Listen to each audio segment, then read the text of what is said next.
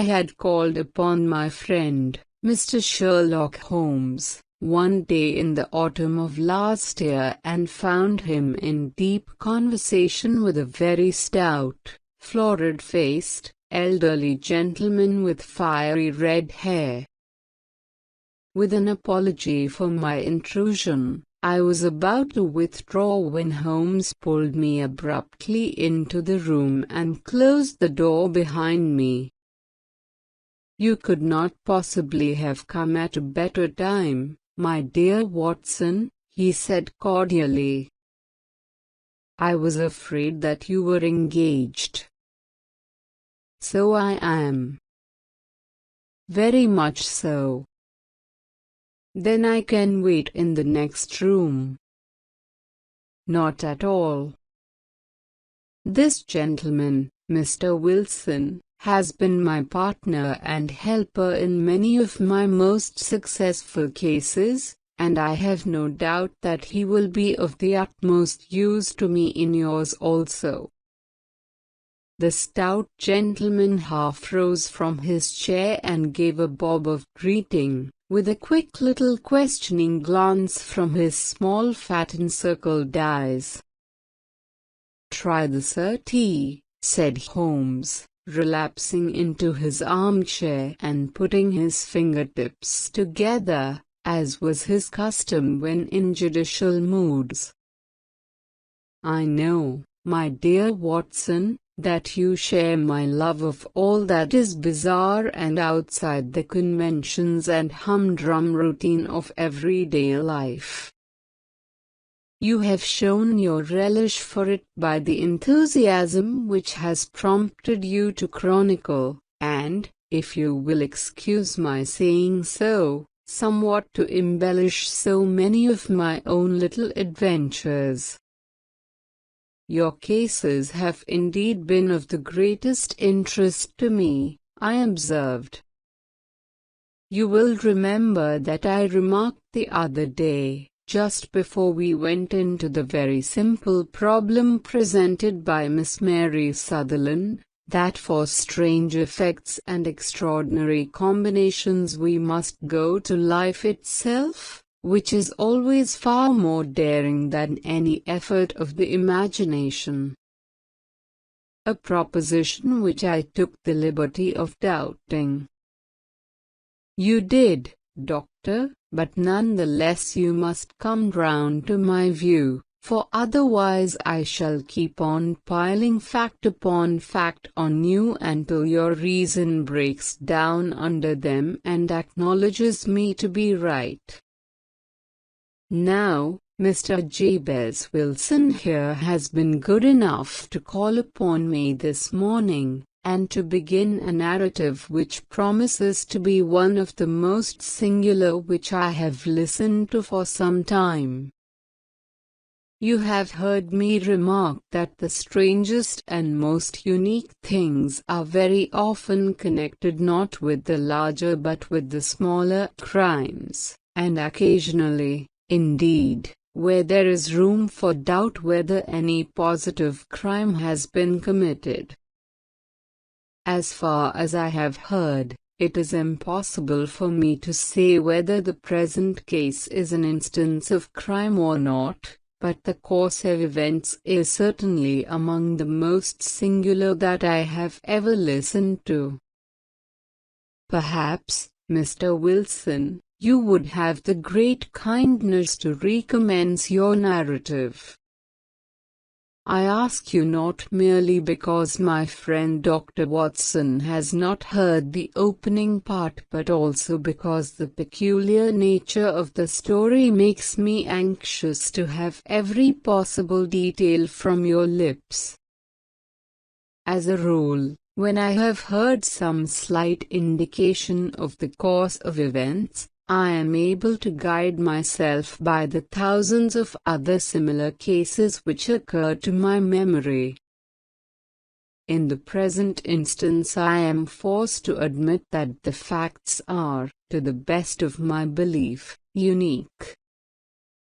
The portly client puffed out his chest with an appearance of some little pride and pulled a dirty and wrinkled newspaper from the inside pocket of his greatcoat.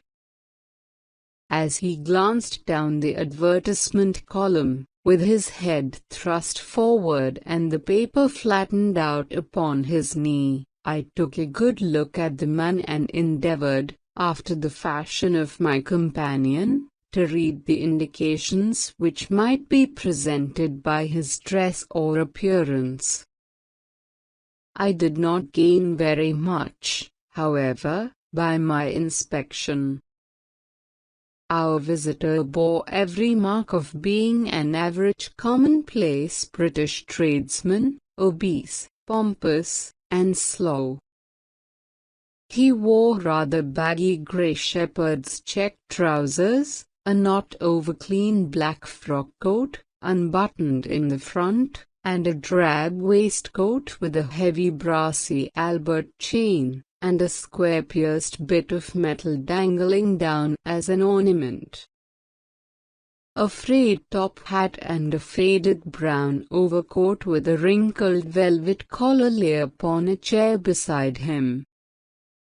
Altogether, look as I would, there was nothing remarkable about the man save his blazing red head, and the expression of extreme chagrin and discontent upon his features. Sherlock Holmes' quick eye took in my occupation, and he shook his head with a smile as he noticed my questioning glances. Beyond the obvious facts that he has at some time done manual labor, that he takes snuff, that he is a Freemason, that he has been in China, and that he has done a considerable amount of writing lately, I can deduce nothing else. Mr. Jabez Wilson started up in his chair, with his forefinger upon the paper, but his eyes upon my companion. "How, in the name of good fortune, did you know all that, Mr. Holmes?" he asked. "How did you know, for example, that I did manual labor?" "It's as true as gospel, for I began as a ship's carpenter."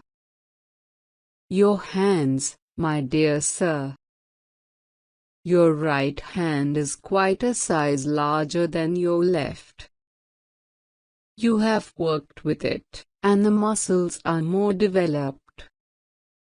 "Well, the snuff, then, and the Freemasonry?" "I won't insult your intelligence by telling you how I read that, especially as, rather against the strict rules of your order, you use an arc and compass pressed pin." "Ah, of course, I forgot that." "But the writing?" "What else can be indicated by that right cuff so very shiny for 5 inches, and the left one with the smooth patch near the elbow where you rest it upon the desk?" "Well, but China?" "The fish that you have tattooed immediately above your right wrist could only have been done in China. I have made a small study of tattoo marks and have even contributed to the literature of the subject. That trick of staining the fish's scales of a delicate pink is quite peculiar to China. When, in addition, I see a Chinese coin hanging from your watch chain, the matter becomes even more simple." Mr. Jabez Wilson laughed heavily. "Well, I never," said he. "I thought at first that you had done something clever, but I see that there was nothing in it after all." "I begin to think, Watson," said Holmes, "that I make a mistake in explaining. You know, and my poor little reputation, such as it is, will suffer shipwreck if I am so candid. Can you not find the advertisement, Mr. Wilson? Yes, I have got it now, he answered with his thick red finger planted halfway down the column. Here it is. This is what began it all. You just read it for yourself, sir. I took the paper from him and read as follows: to the Red-Headed League, on account of the bequest of the late Ezekiah Hopkins, of Lebanon, Pennsylvania, U.S.A., there is now another vacancy open which entitles a member of the League to a salary of £4 a week for purely nominal services. All red-headed men who are sound in body and mind and above the age of 21 years, are eligible. Apply in person on Monday, at 11 o'clock, to Duncan Ross, at the offices of the League, 7 Pope's Court, Fleet Street. What on earth does this mean? I ejaculated after I had twice read over the extraordinary announcement. Holmes chuckled and wriggled in his chair, as was his habit when in high spirits. It is a little off the beaten track, isn't it? Said he. And now, Mr. Wilson, off you go at scratch and tell us all about yourself, your household, and the effect which this advertisement had upon your fortunes. You will first make a note, Doctor, of the paper and the date. It is the Morning Chronicle of April 27, 1890. Just 2 months ago. Very good. Now, Mr. Wilson? Well, it is just as I have been telling you, Mr. Sherlock Holmes, said Jabez Wilson, mopping his forehead. I have a small pawnbroker's business at Coburg Square, near the city. It's not a very large affair, and of late years it has not done more than just give me a living.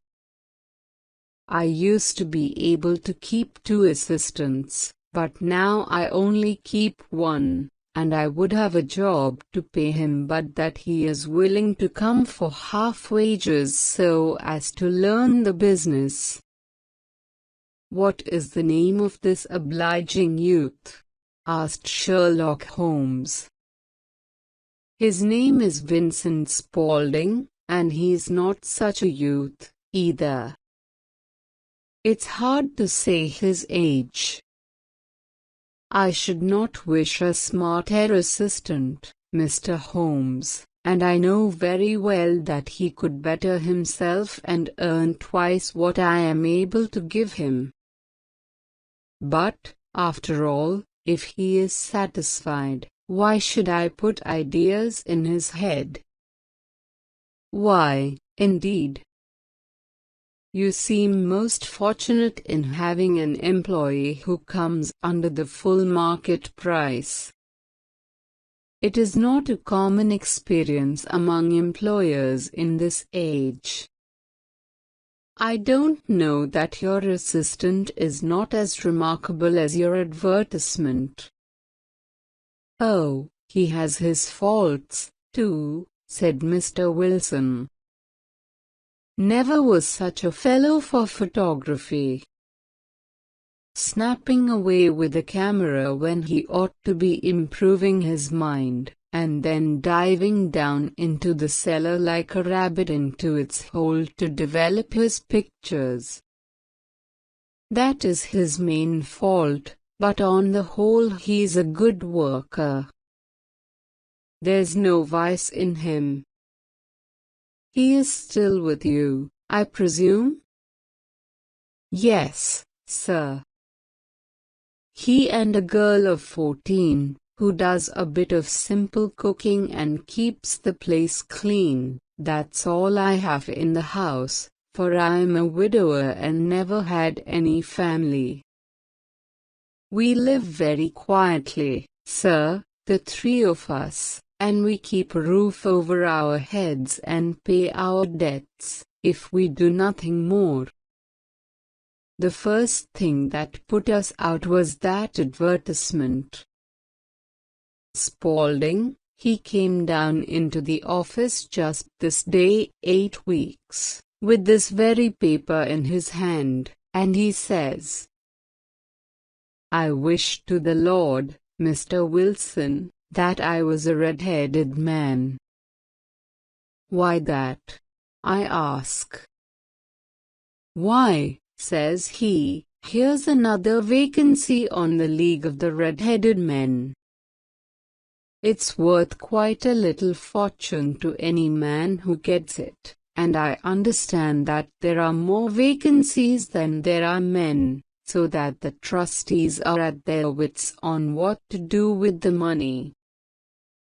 If my hair would only change color, here's a nice little crib all ready for me to step into." "Why, what is it, then?" I asked. "You see, Mr. Holmes, I am a very stay-at-home man, and as my business came to me instead of my having to go to it, I was often weeks on end without putting my foot over the doormat. In that way I didn't know much of what was going on outside, and I was always glad of a bit of news." "Have you never heard of the League of the Red-Headed Men?" he asked with his eyes open. "Why, I wonder at that, for you are eligible yourself for one of the vacancies." "And what are they worth?" I asked. "Oh, merely a couple of $100 a year, but the work is slight, and it need not interfere very much with one's other occupations." Well, you can easily think that that made me prick up my ears, for the business has not been over good for some years, and an extra couple of $100 would have been very handy. "Tell me all about it," said I. "Well," said he, showing me the advertisement, "you can see for yourself that the League has a vacancy, and there is the address where you should apply for particulars." As far as I can make out, the League was founded by an American millionaire, Ezekiah Hopkins, who was very peculiar in his ways.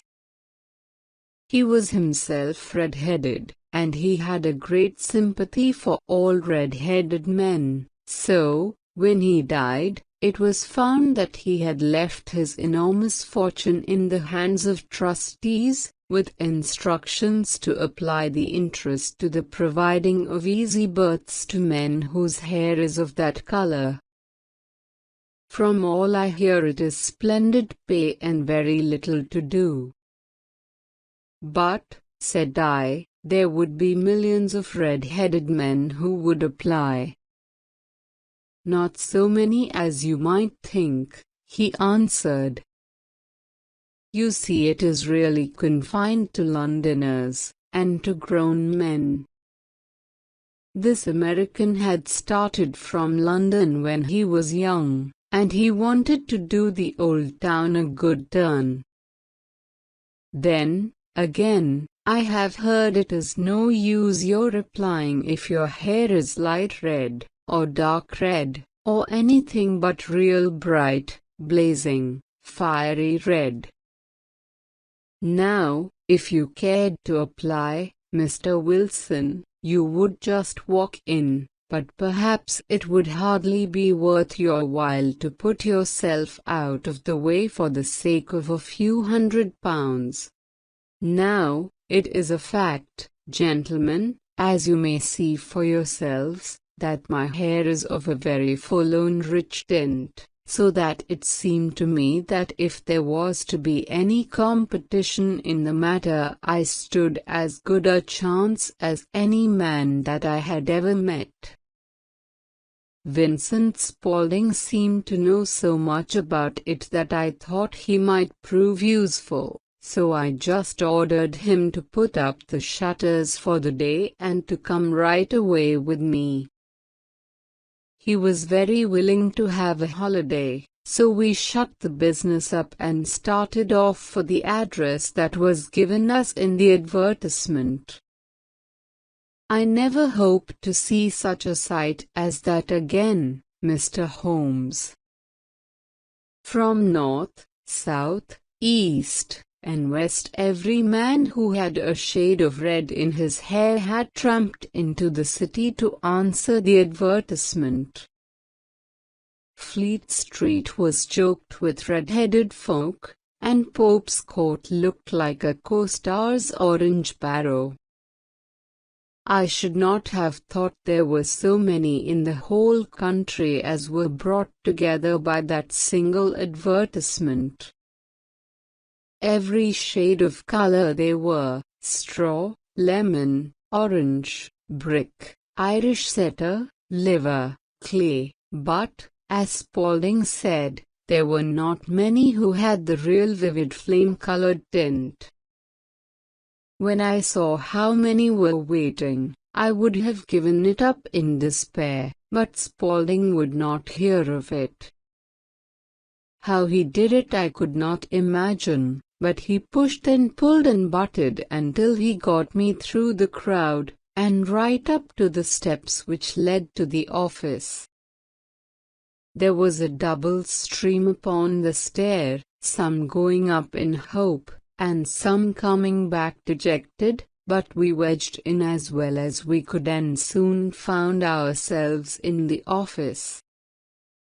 "Your experience has been a most entertaining one," remarked Holmes as his client paused and refreshed his memory with a huge pinch of snuff. "Pray continue your very interesting statement." There was nothing in the office but a couple of wooden chairs and a deal table, behind which sat a small man with a head that was even redder than mine. He said a few words to each candidate as he came up, and then he always managed to find some fault in them which would disqualify them. Getting a vacancy did not seem to be such a very easy matter, after all. However, when our turn came, the little man was much more favorable to me than to any of the others, and he closed the door as we entered, so that he might have a private word with us. "This is Mr. Jabez Wilson," said my assistant, "and he is willing to fill a vacancy in the League." "And he is admirably suited for it," the other answered. "He has every requirement. I cannot recall when I have seen anything so fine." He took a step backward, cocked his head on one side, and gazed at my hair until I felt quite bashful. Then suddenly he plunged forward, wrung my hand, and congratulated me warmly on my success. "It would be injustice to hesitate," said he. "You will, however, I am sure, excuse me for taking an obvious precaution." With that he seized my hair in both his hands, and tugged until I yelled with the pain. "There is water in your eyes," said he as he released me. "I perceive that all is as it should be. But we have to be careful, for we have twice been deceived by wigs and once by paint. I could tell you tales of cobbler's wax which would disgust you with human nature." He stepped over to the window and shouted through it at the top of his voice that the vacancy was filled. A groan of disappointment came up from below, and the folk all trooped away in different directions until there was not a redhead to be seen except my own and that of the manager. "My name," said he, "is Mr. Duncan Ross, and I am myself one of the pensioners upon the fund left by our noble benefactor." "Are you a married man, Mr. Wilson?" "Have you a family?" I answered that I had not. His face fell immediately. "Dear me," he said gravely, "that is very serious indeed. I am sorry to hear you say that." The fund was, of course, for the propagation and spread of the redheads as well as for their maintenance. "It is exceedingly unfortunate that you should be a bachelor." My face lengthened at this, Mr. Holmes, for I thought that I was not to have the vacancy after all, but after thinking it over for a few minutes he said that it would be all right. "In the case of another," said he, "the objection might be fatal, but we must stretch a point in favor of a man with such a head of hair as yours. When shall you be able to enter upon your new duties?" "Well, it is a little awkward, for I have a business already," said I. "Oh, never mind about that, Mr. Wilson," said Vincent Spaulding. "I should be able to look after that for you." "What would be the hours?" I asked. 10 to 2. Now a pawnbroker's business is mostly done of an evening, Mr. Holmes, especially Thursday and Friday evening, which is just before payday, so it would suit me very well to earn a little in the mornings. Besides, I knew that my assistant was a good man, and that he would see to anything that turned up. "That would suit me very well," said I. "And the pay?" "Is £4 a week." "And the work?" "Is purely nominal." "What do you call purely nominal?" "Well, you have to be in the office, or at least in the building, the whole time. If you leave, you forfeit your whole position forever. The will is very clear upon that point. You don't comply with the conditions if you budge from the office during that time. It's only 4 hours a day, and I should not think of leaving," said I. "No excuse will avail," said Mr. Duncan Ross, "neither sickness nor business nor anything else. There you must stay, or you lose your billet." "And the work?" "Is to copy out the Encyclopedia Britannica. There is the first volume of it in that press. You must find your own ink, pens, and blotting paper, but we provide this table and chair. Will you be ready tomorrow?" "Certainly," I answered. "Then, goodbye, Mr. Jabez Wilson, and let me congratulate you once more on the important position which you have been fortunate enough to gain." He bowed me out of the room and I went home with my assistant, hardly knowing what to say or do, I was so pleased at my own good fortune. Well, I thought over the matter all day, and by evening I was in low spirits again, for I had quite persuaded myself that the whole affair must be some great hoax or fraud, though what its object might be I could not imagine. It seemed altogether past belief that anyone could make such a will, or that they would pay such a sum for doing anything so simple as copying out the Encyclopaedia Britannica.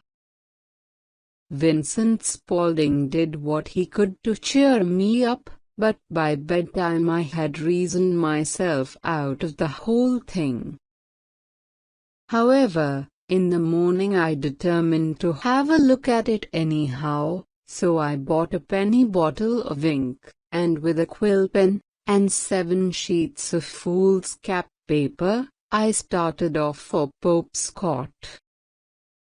Well, to my surprise and delight, everything was as right as possible. The table was set out ready for me, and Mr. Duncan Ross was there to see that I got fairly to work. He started me off upon the letter A, and then he left me, but he would drop in from time to time to see that all was right with me. At 2 o'clock he bade me good day, complimented me upon the amount that I had written, and locked the door of the office after me. This went on day after day, Mr. Holmes, and on Saturday the manager came in and planked down 4 golden sovereigns for my week's work. It was the same next week, and the same the week after. Every morning I was there at 10, and every afternoon I left at 2. By degrees Mr. Duncan Ross took to coming in only once of a morning, and then, after a time, he did not come in at all. Still, of course, I never dared to leave the room for an instant, for I was not sure when he might come, and the billet was such a good one, and suited me so well, that I would not risk the loss of it. 8 weeks passed away like this, and I had written about abbots and archery and armor and architecture and Attica, and hoped with diligence that I might get on to the B's before very long. It cost me something in foolscap, and I had pretty nearly filled a shelf with my writings. And then suddenly the whole business came to an end. To an end? Yes, sir. And no later than this morning. I went to my work as usual at 10 o'clock, but the door was shut and locked, with a little square of cardboard hammered on to the middle of the panel with a tack. Here it is, and you can read for yourself. He held up a piece of white cardboard about the size of a sheet of notepaper. It read in this fashion: "The Red-Headed League is dissolved October 9, 1890. Sherlock Holmes." And I surveyed this curt announcement and the rueful face behind it, until the comical side of the affair so completely overtopped every other consideration that we both burst out into a roar of laughter. "I cannot see that there is anything very funny," cried our client, flushing up to the roots of his flaming head. "If you can do nothing better than laugh at me, I can go elsewhere." "No, no," cried Holmes, shoving him back into the chair from which he had half risen. "I really wouldn't miss your case for the world. It is most refreshingly unusual. But there is, if you will excuse my saying so, something just a little funny about it." Pray what steps did you take when you found the card upon the door? I was staggered, sir. I did not know what to do. Then I called at the offices round, but none of them seemed to know anything about it. Finally, I went to the landlord, who is an accountant living on the ground floor, and I asked him if he could tell me what had become of the Red-Headed League. He said that he had never heard of any such body. Then I asked him who Mr. Duncan Ross was. He answered that the name was new to him. "Oh," said he, "his name was William Morris. He was a solicitor and was using my room as a temporary convenience until his new premises were ready. He moved out yesterday."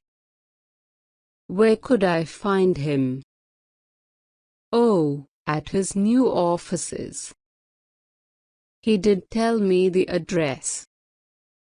"Yes, 17 King Edward Street, near St. Paul's.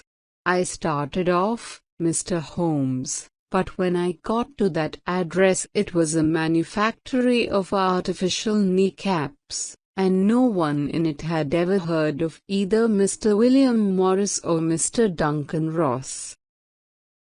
"And what did you do then?" asked Holmes. "I went home to Saxe-Coburg Square, and I took the advice of my assistant. But he could not help me in any way. He could only say that if I waited, I should hear by post.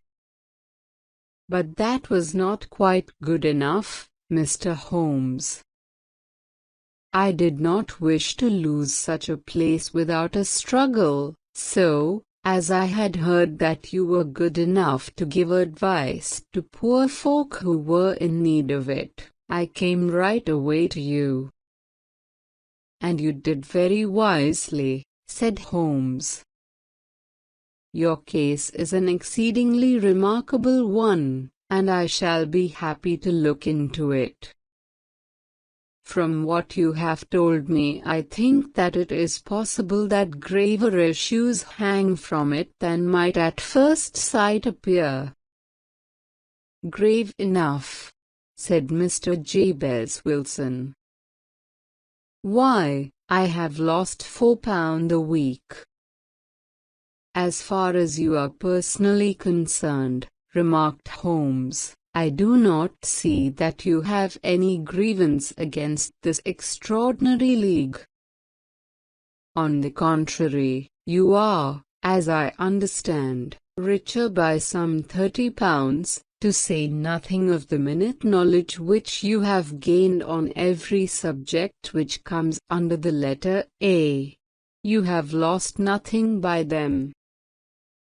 "No, sir. But I want to find out about them, and who they are, and what their object was in playing this prank, if it was a prank, upon me. It was a pretty expensive joke for them, for it cost them £32. We shall endeavour to clear up these points for you. And, first, one or two questions, Mr. Wilson. This assistant of yours who first called your attention to the advertisement, how long had he been with you?" "About a month then." "How did he come?" "In answer to an advertisement." "Was he the only applicant?" "No, I had a dozen." "Why did you pick him?" "Because he was handy and would come cheap. At half wages, in fact." "Yes." "What is he like, this Vincent Spaulding?"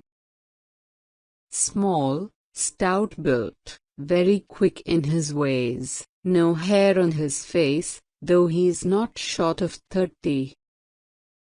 Has a white splash of acid upon his forehead. Holmes sat up in his chair in considerable excitement. "I thought as much," said he. "Have you ever observed that his ears are pierced for earrings?" "Yes, sir. He told me that a gypsy had done it for him when he was a lad." "Hum," said Holmes, sinking back in deep thought. "He is still with you?" "Oh, yes, sir, I have only just left him." "And has your business been attended to in your absence?"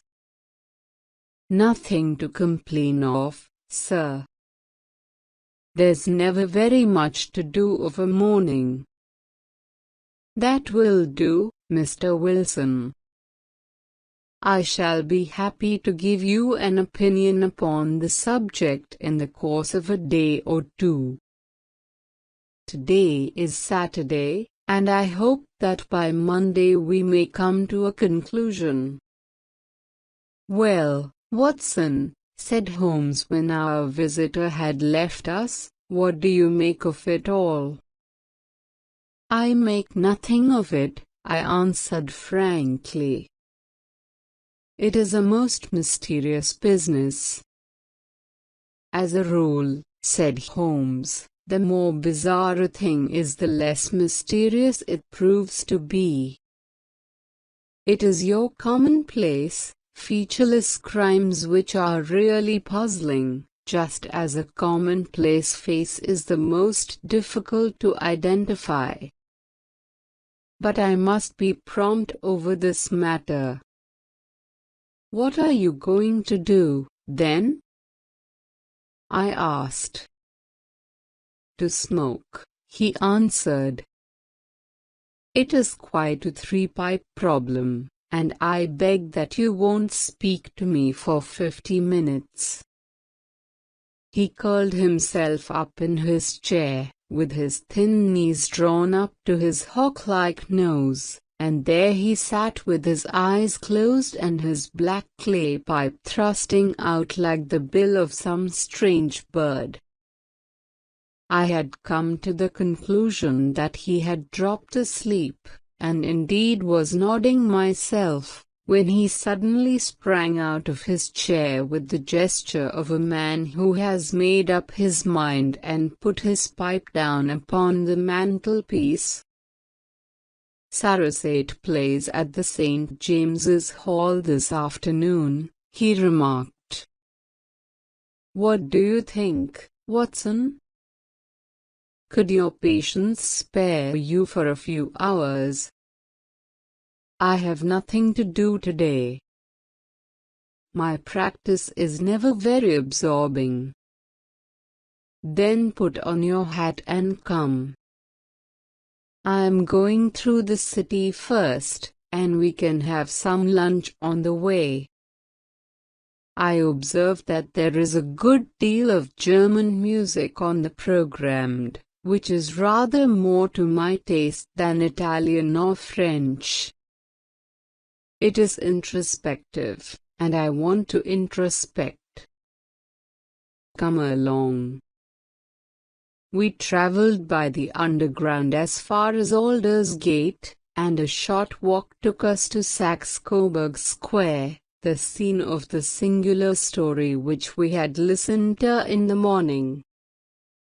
It was a poky, little, shabby genteel place, where 4 lines of dingy 2-storied brick houses looked out into a small railed-in enclosure, where a lawn of weedy grass and a few clumps of faded laurel bushes made a hard fight against a smoke-laden and uncongenial atmosphere. 3 gilt balls and a brown board with Jabez Wilson in white letters, upon a corner house, announced the place where our red-headed client carried on his business.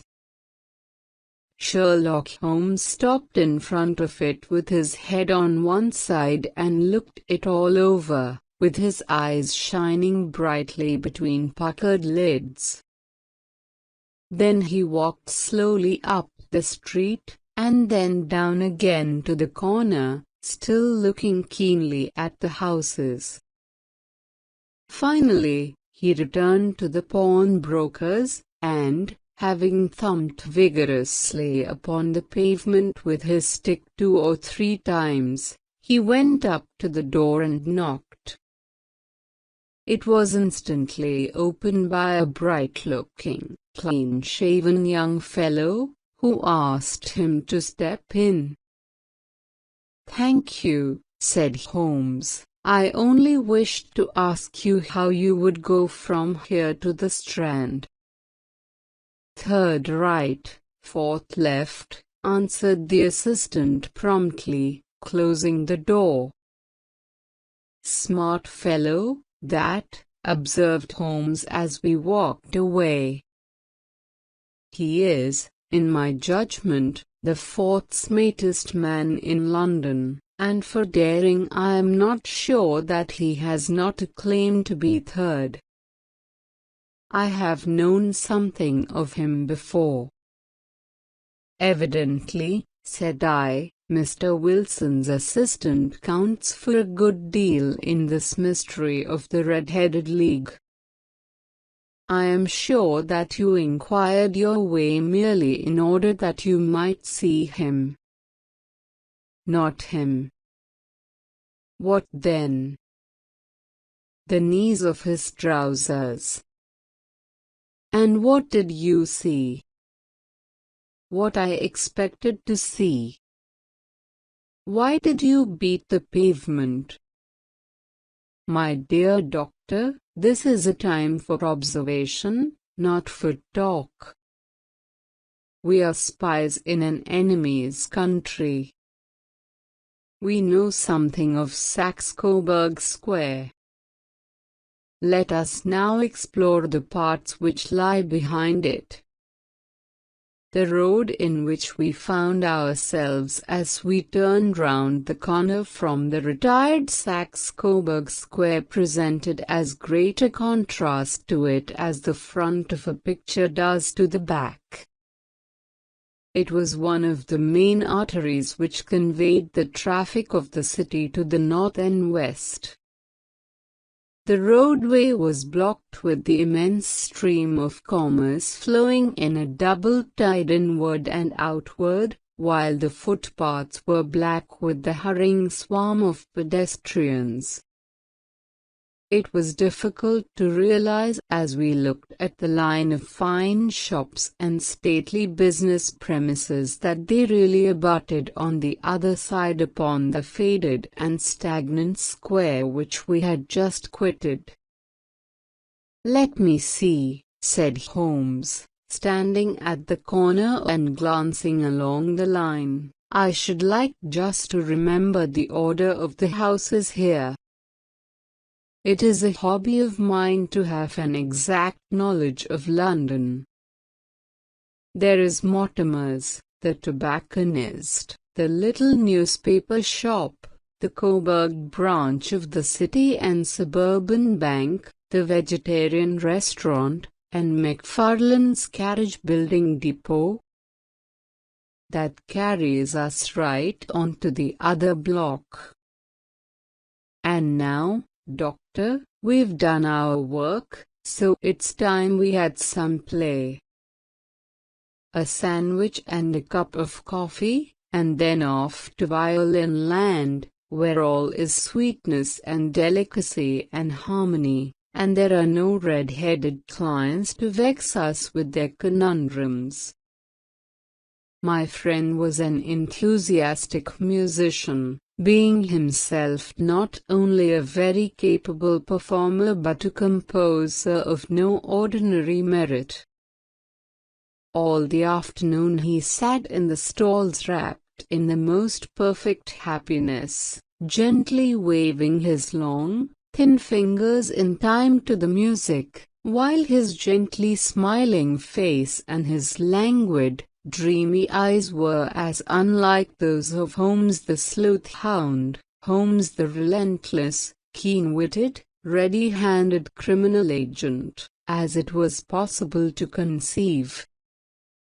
In his singular character the dual nature alternately asserted itself, and his extreme exactness and astuteness represented, as I have often thought, the reaction against the poetic and contemplative mood which occasionally predominated in him.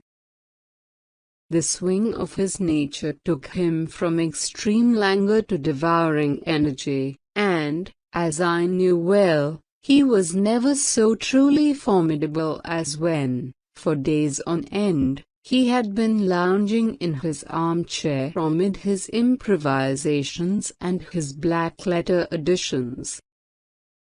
Then it was that the lust of the chase would suddenly come upon him, and that his brilliant reasoning power would rise to the level of intuition, until those who were unacquainted with his methods would look askance at him as on a man whose knowledge was not that of other mortals. When I saw him that afternoon so enwrapped in the music at St. James's Hall, I felt that an evil time might be coming upon those whom he had set himself to hunt down. "You want to go home, no doubt, Doctor," he remarked as we emerged.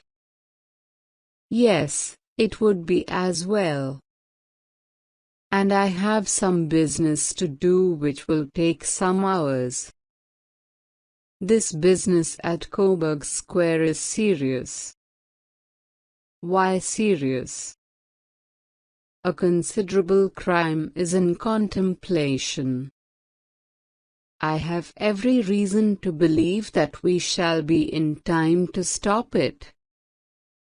But today being Saturday rather complicates matters. I shall want your help tonight." "At what time?" 10 will be early enough. I shall be at Baker Street at 10. "Very well. And, I say, Doctor, there may be some little danger, so kindly put your army revolver in your pocket." He waved his hand, turned on his heel, and disappeared in an instant among the crowd.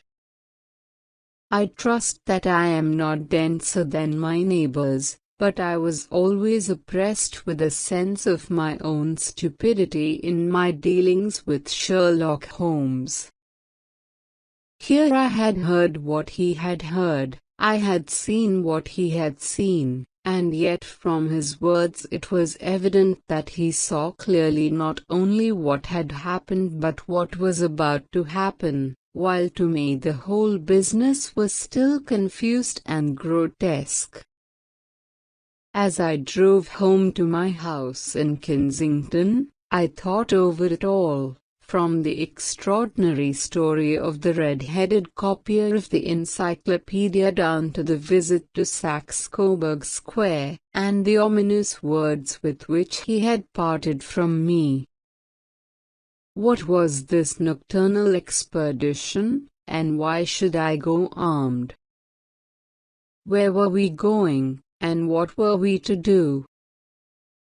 I had the hint from Holmes that this smooth-faced pawnbroker's assistant was a formidable man, a man who might play a deep game. I tried to puzzle it out, but gave it up in despair and set the matter aside until night should bring an explanation. It was 9:15 when I started from home and made my way across the park, and so through Oxford Street to Baker Street. 2 hansoms were standing at the door, and as I entered the passage, I heard the sound of voices from above.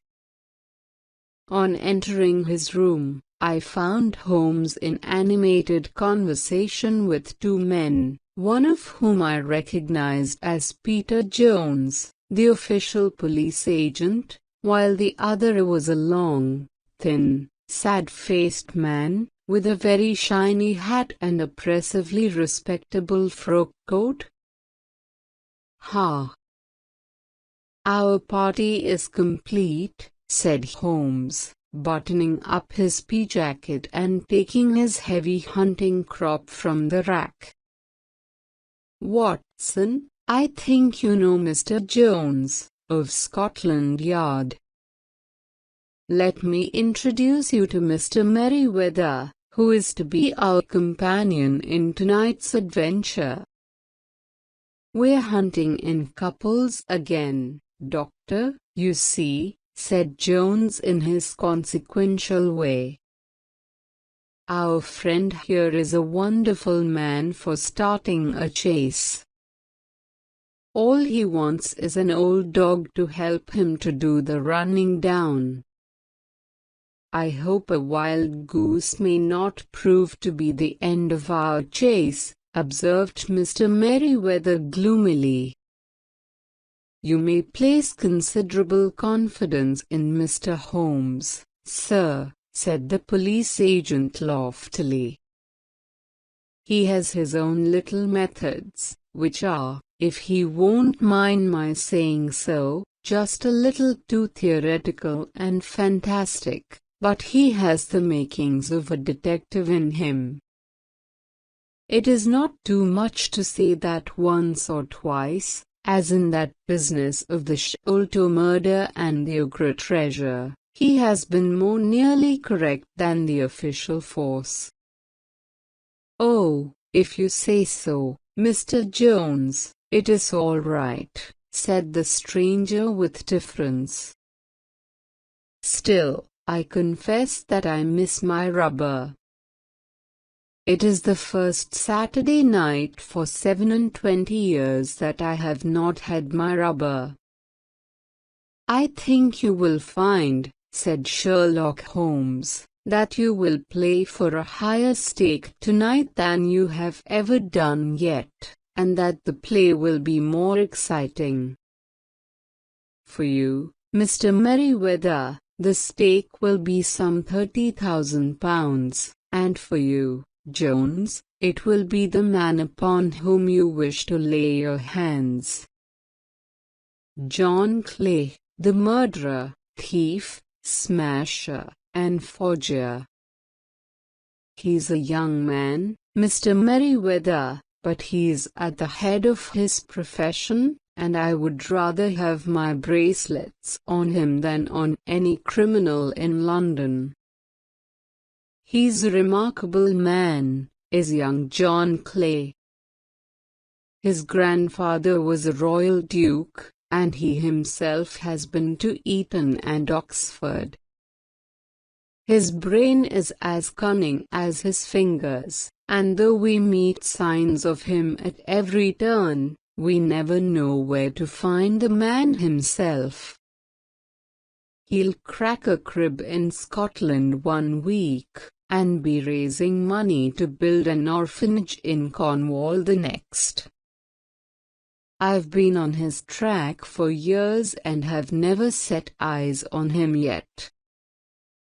I hope that I may have the pleasure of introducing you tonight. I've had one or two little turns also with Mr. John Clay, and I agree with you that he is at the head of his profession. It is past 10, however, and quite time that we started. If you two will take the first hansom, Watson, and I will follow in the second. Sherlock Holmes was not very communicative during the long drive and lay back in the cab humming the tunes which he had heard in the afternoon. We rattled through an endless labyrinth of gaslit streets until we emerged into Farrington Street. "We are close there now," my friend remarked. "This fellow Merriweather is a bank director, and personally interested in the matter. I thought it as well to have Jones with us also. He is not a bad fellow, though an absolute imbecile in his profession. He has one positive virtue. He is as brave as a bulldog and as tenacious as a lobster if he gets his claws upon anyone. Here we are, and they are waiting for us. We had reached the same crowded thoroughfare in which we had found ourselves in the morning. Our cabs were dismissed, and, following the guidance of Mr. Merriweather, we passed down a narrow passage and through a side door, which he opened for us. Within there was a small corridor, which ended in a very massive iron gate. This also was opened, and led down a flight of winding stone steps, which terminated at another formidable gate. Mr. Merriweather stopped to light a lantern, and then conducted us down a dark, earth-smelling passage, and so, after opening a third door, into a huge vault or cellar, which was piled all round with crates and massive boxes. "You are not very vulnerable from above," Holmes remarked as he held up the lantern and gazed about him. "Nor from below," said Mr. Merriweather, striking his stick upon the flags which lined the floor. "Why, dear me, it sounds quite hollow," he remarked, looking up in surprise. "I must really ask you to be a little quieter," said Holmes severely. "You have already imperiled the whole success of our expedition. Might I beg that you would have the goodness to sit down upon one of those boxes, and not to interfere?" The solemn Mr. Merriweather perched himself upon a crate, with a very injured expression upon his face, while Holmes fell upon his knees upon the floor and, with the lantern and a magnifying lens, began to examine minutely the cracks between the stones. A few seconds sufficed to satisfy him, for he sprang to his feet again and put his glass in his pocket. "We have at least an hour before us," he remarked, "for they can hardly take any steps until the good pawnbroker is safely in bed. Then they will not lose a minute, for the sooner they do their work the longer time they will have for their escape. We are at present, Doctor, as no doubt you have divined, in the cellar of the City branch of one of the principal London banks. Mr. Merriweather is the chairman of directors, and he will explain to you that there are reasons why the more daring criminals of London should take a considerable interest in this cellar at present." "It is our French gold," whispered the director. "We have had several warnings that an attempt might be made upon it." "Your French gold?" "Yes. We had occasion some months ago to strengthen our resources and borrowed for that purpose 30,000 Napoleons from the Bank of France. It has become known that we have never had occasion to unpack the money, and that it is still lying in our cellar. The crate upon which I sit contains 2,000 Napoleons packed between layers of lead foil. Our reserve of bullion is much larger at present than is usually kept in a single branch office, and the directors have had misgivings upon the subject." "Which were very well justified," observed Holmes. and now it is time that we arranged our little plans. I expect that within an hour matter will come to a head. In the meantime, Mr. Merriweather, we must put the screen over that dark lantern and sit in the dark. I am afraid so. I had brought a pack of cards in my pocket, and I thought that, as we were a party scare, you might have your rubber after all. But I see that the enemy's preparations have gone so far that we cannot risk the presence of a light. And, first of all, we must choose our positions. These are daring men, and though we shall take them at a disadvantage, they may do us some harm unless we are careful. I shall stand behind this crate, and do you conceal yourselves behind those. Then, when I flash a light upon them, close in swiftly. If they fire, Watson, have no compunction about shooting them down. I placed my revolver, cocked, upon the top of the wooden case behind which I crouched. Holmes shot the slide across the front of his lantern and left us in pitch darkness, such an absolute darkness as I have never before experienced. The smell of hot metal remained to assure us that the light was still there, ready to flash out at a moment's notice. To me, with my nerves worked up to a pitch of expectancy, there was something depressing and subduing in the sudden gloom, and in the cold dank air of the vault. "They have but one retreat," whispered Holmes. "That is back through the house into Saxe-Coburg Square.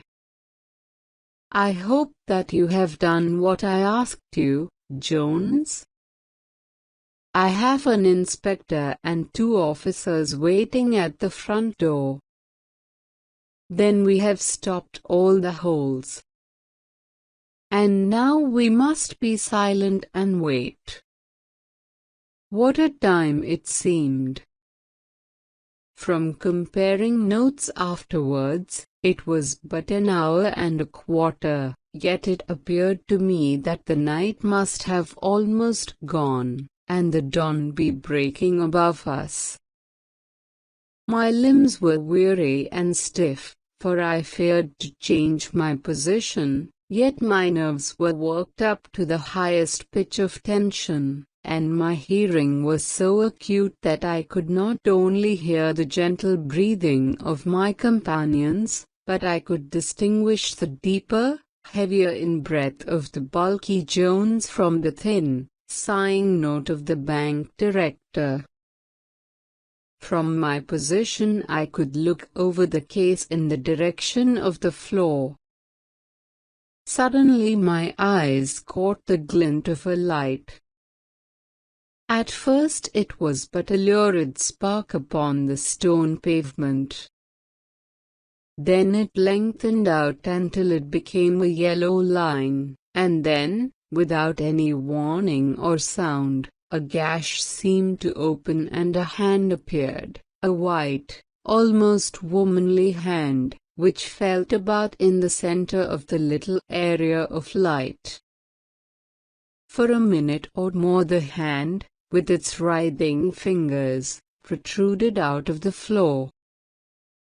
Then it was withdrawn as suddenly as it appeared, and all was dark again save the single lurid spark which marked a chink between the stones. Its disappearance, however, was but momentary.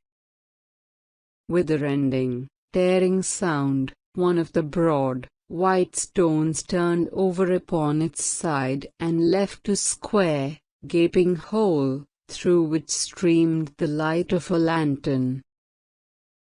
Over the edge there peeped a clean-cut, boyish face, which looked keenly about it, and then, with a hand on either side of the aperture, drew itself shoulder-high and waist-high, until one knee rested upon the edge. In another instant he stood at the side of the hole and was hauling after him a companion, lithe and small like himself, with a pale face and a shock of very red hair. "It's all clear," he whispered. "Have you the chisel and the bags?" "Great Scott! Jump, Archie, jump, and I'll swing for it." Sherlock Holmes had sprung out and seized the intruder by the collar. The other dived down the hole, and I heard the sound of rending cloth as Jones clutched at his skirts. The light flashed upon the barrel of a revolver, but Holmes' hunting crop came down on the man's wrist, and the pistol clinked upon the stone floor. "It's no use, John Clay," said Holmes blandly. "You have no chance at all." "So I see," the other answered with the utmost coolness. "I fancy that my pal is all right, though I see you have got his coat-tails. There are 3 men waiting for him at the door," said Holmes. "Oh, indeed. You seem to have done the thing very completely. I must compliment you." "And I you," Holmes answered. "Your red-headed idea was very new and effective." "You'll see your pal again presently," said Jones. "He's quicker at climbing down holes than I am. Just hold out while I fix the derbies." "I beg that you will not touch me with your filthy hands," remarked our prisoner as the handcuffs clattered upon his wrists. "You may not be aware that I have royal blood in my veins. Have the goodness, also, when you address me always to say sir and please." "All right," said Jones with a stare and a snigger. "Well, would you please, sir, march upstairs, where we can get a cab to carry your highness to the police station?" "That is better," said John Clay serenely. He made a sweeping bow to the 3 of us and walked quietly off in the custody of the detective.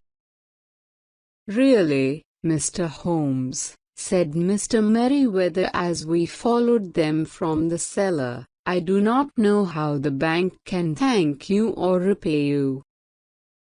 There is no doubt that you have detected and defeated in the most complete manner one of the most determined attempts at bank robbery that have ever come within my experience. I have had 1 or 2 little scores of my own to settle with Mr. John Clay," said Holmes. "I have been at some small expense over this matter, which I shall expect the bank to refund, but beyond that I am amply repaid by having had an experience which is in many ways unique, and by hearing the very remarkable narrative of the Red-Headed League. You see, Watson," he explained in the early hours of the morning as we sat over a glass of whiskey and soda in Baker Street, "it was perfectly obvious from the first that the only possible object of this rather fantastic business of the advertisement of the League, and the copying of the encyclopedia, must be to get this not-over-bright pawnbroker out of the way for a number of hours every day. It was a curious way of managing it, but, Really, it would be difficult to suggest a better. The method was no doubt suggested to Clay's ingenious mind by the color of his accomplice's hair. The £4 a week was a lure which must draw him, and what was it to them, who were playing for thousands? They put in the advertisement, one rogue has the temporary office, the other rogue incites the man to apply for it, and together they managed to secure his absence every morning in the week. From the time that I heard of the assistant having come for half wages, it was obvious to me that he had some strong motive for securing the situation. But how could you guess what the motive was? Had there been women in the house, I should have suspected a mere vulgar intrigue. That, however, was out of the question. The man's business was a small one, and there was nothing in his house which could account for such elaborate preparations, and such an expenditure as they were at. It must, then, be something out of the house. What could it be? I thought of the assistant's fondness for photography, and his trick of vanishing into the cellar. The cellar. There was the end of this tangled clue. Then I made inquiries as to this mysterious assistant and found that I had to deal with one of the coolest and most daring criminals in London. He was doing something in the cellar, something which took many hours a day for months on end. What could it be, once more? I could think of nothing save that he was running a tunnel to some other building. So far I had got when we went to visit the scene of action. I surprised you by beating upon the pavement with my stick. I was ascertaining whether the cellar stretched out in front or behind. It was not in front. Then I rang the bell, and, as I hoped, the assistant answered it. We have had some skirmishes, but we had never set eyes upon each other before. I hardly looked at his face. His knees were what I wished to see. You must yourself have remarked how worn, wrinkled, and stained they were. They spoke of those hours of burrowing. The only remaining point was what they were burrowing for. I walked round the corner, saw the City and Suburban Bank abutted on our friend's premises, and felt that I had solved my problem. When you drove home after the concert I called upon Scotland Yard and upon the chairman of the bank directors, with the result that you have seen. And how could you tell that they would make their attempt tonight? I asked. Well, when they closed their league offices, that was a sign that they cared no longer about Mr. Jabez Wilson's presence, in other words, that they had completed their tunnel. But it was essential that they should use it soon, as it might be discovered, or the bullion might be removed. Saturday would suit them better than any other day, as it would give them 2 days for their escape. For all these reasons I expected them to come tonight. You reasoned it out beautifully, I exclaimed in unfeigned admiration. It is so long a chain, and yet every link rings true. It saved me from ennui, he answered, yawning. Alas, I already feel it closing in upon me. My life is spent in one long effort to escape from the commonplaces of existence. These little problems help me to do so. And you are a benefactor of the race, said I. He shrugged his shoulders.